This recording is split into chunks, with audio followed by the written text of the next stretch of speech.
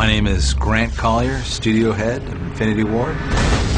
When we were going out to 29 Palms, about maybe 7-8 months into development, drove up there the night before, woke up, I think it was 4 o'clock in the morning, and then headed to this range where they do the live fire actions with the tanks.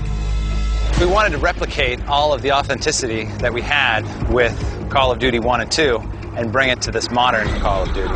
So we have been flying around lots of military bases. We've been taking volumes and volumes of reference photos, talking to multiple people that are in the military, and cornerstone for that effort has been Major Kevin Collins. We're at a mechanized urban assault where in the game it's going to replicate a small town, infantry moving through with tanks in support. 29 Palms is really an amazing place because it's one of the few places in the world where you can do a live fire action with tanks. So they have a little mocked up town. The Marines will be coming into this village. They'll have little green dummies popping up that have lasers on them. Response time is everything. You've got the tanks rolling in there. All the infantry is supporting the tanks, which is a huge inspiration and gave us a lot of understanding. So you'll see a few levels in the game modeled after that action.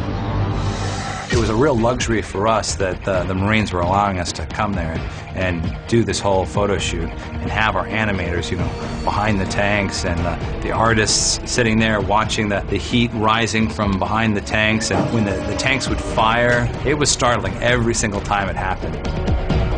I was in the command tower, and it was a little bit spooky. You're like, I'm in the middle of this building, and they're firing all around me. But they're like, don't worry about it.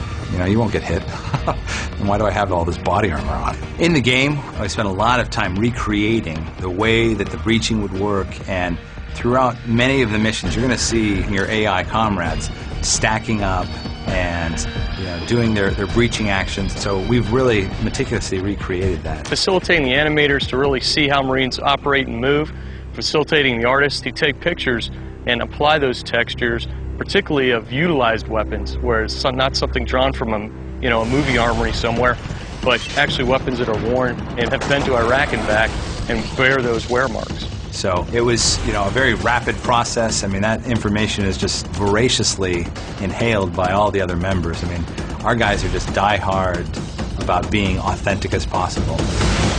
All of the Marines that were out there, I guess they had gotten word that there was some of these video game guys coming around, and they're all bringing their gear up, and they're trying to show us their gear, and we gave them open invitations to come on down and visit us, and they were just totally awestruck. A bunch of the guys took us up on our open invitation to come down to Infinity Ward and check out the game, which was awesome. They jumped into a multiplayer game. At first they went running every which direction, got slaughtered, and then they're like, all right guys, you know, this is not the first time we've done this. Now let's get together. And then they got together, they were covering each other, they were implementing real world tactics, and just were able to demolish like the testers that they were fighting.